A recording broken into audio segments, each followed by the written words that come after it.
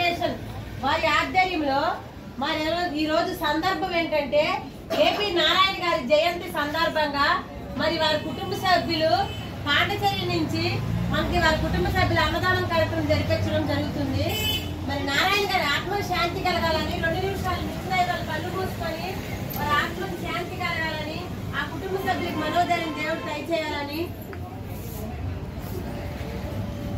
మరి ఈ రోజు అన్నదాతగా ఉన్న వారికి వారి కుటుంబ సభ్యులకి మరి ఆకాంక్ష ఫౌండేషన్ సార్ వాళ్ళకి కూడా మా హృదయపూర్వకంగా ధన్యవాదాలు తెలియజేసుకుంటూ ఎంతో మనకు సపోర్ట్ చేస్తున్నారు సారాలు.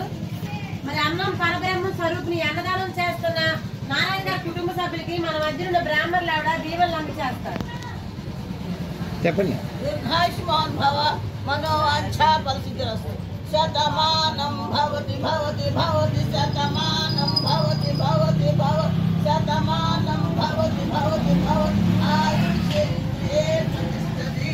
అన్నం పరబ్రహ్మ స్వరూపిణి అన్నదానం చేస్తున్న అన్నదాత అన్నదాత అన్నదాత సుఖీ భవ సుఖీ భవ. సందర్భం ఏదైనా సరే మనకు అన్నం పెట్టే దాతల్ని దేవుణ్ణి కలుసుకొని భోంచేయడం ఆచారం.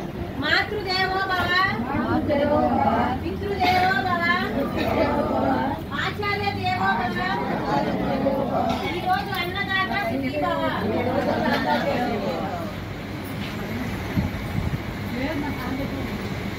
అయితే